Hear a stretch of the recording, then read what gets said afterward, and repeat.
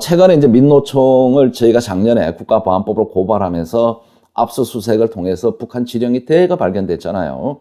자, 그 전에 먼저 보면 저는 민노총에 간첩이 많다고 누차 한 20년 떠들어온 사람입니다. 그리고 없어져야 될 불법 조직이라고 저는 보는, 이 안에서도 이제 정교조, 전국교직원 노동조합, 그 다음에 전공노, 공무원 노동조합, 이건 두 개는 불법이에요. 무조건 없애야 됩니다. 그 다음에 경찰 직장협의회도 없애야 되는 거예요. 이게 이제 북한에서는 전쟁을 할 때 각 나라마다 이런 게 다 있습니다, 사실은.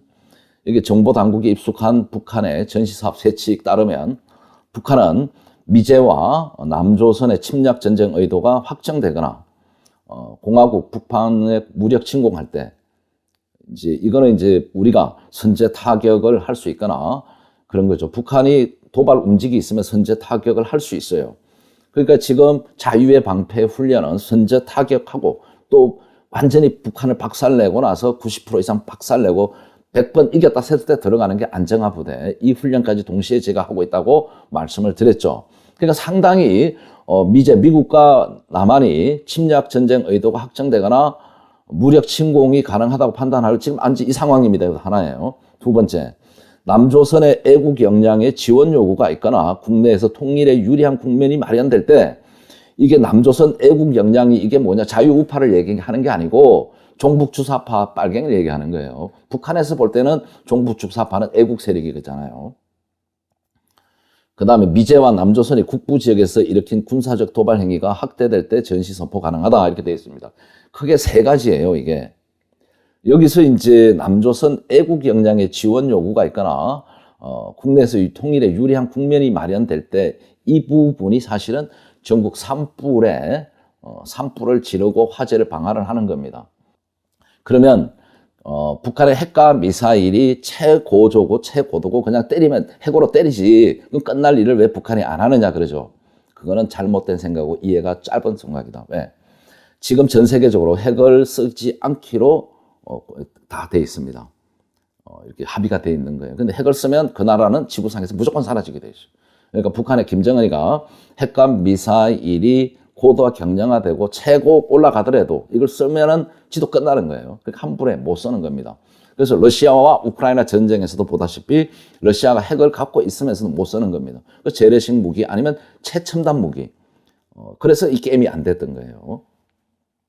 자, 그래서 북한 또 이걸 못 하는 거예요. 그러면은 대한민국에 있는 모든 간첩과 종북주사파와 자위과 하여튼 북한에 동조할 수 있는 모든 세력이 들고 일어나 줘야 되는 겁니다.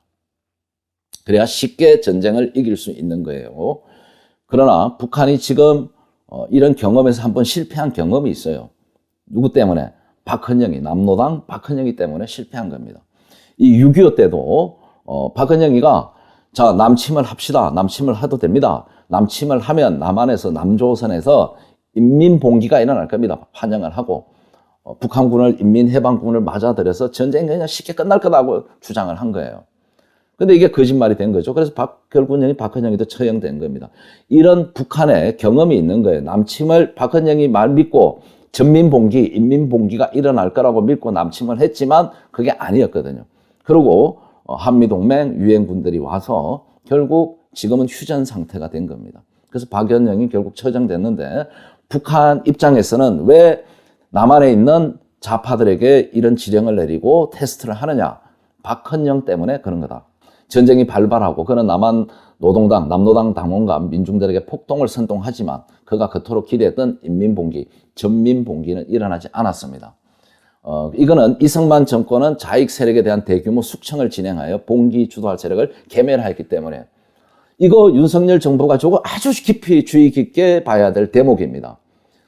지금 또 윤석열 정부가 지금 올 초부터 좀 늦었지만 간첩은 잡고 있어요. 좀 빨리 잡아야 돼요. 이승만 정권 역시 그렇습니다. 48년 건국을 하고 바로 숙청에 들어간 거예요. 이 대규모 빨갱이 벌초를 하게 된 겁니다. 숙군자, 군에서도 간첩 잡고. 자, 제주 4.3 지금 시끄럽잖아요. 그 북한 김일성의 남노당에 의한 공산 폭동이에요. 그건 사실이에요. 그 중에서 양민들이 섞여서 돌아가신 분들은 억울하거나 희생된 그거는 보상해주고 추모해주고 맞아요. 그러나 전쟁이 나면 적과 아군밖에 없다고 대가 누차 얘기했잖아요. 적진에 있으면 다 당연히 죽을 수밖에 없는 거예요. 오해받을 수밖에 없고. 그러니까 이걸 지금 다 바꿔가지고 싸움이 되고 있는데 큰일 났다. 여기서 윤석열 정부, 윤석열 대통령이 진짜 핵심적으로 봐야 될 건 뭐냐. 지금 이렇게 전국적으로 좌파들이 촛불을 들고 민중 봉기를 일으키려고 폭동으로 갑니다. 이 촛불 집회가 반드시 폭동으로 가게 되어 있습니다. 이걸 준비하고 있어요.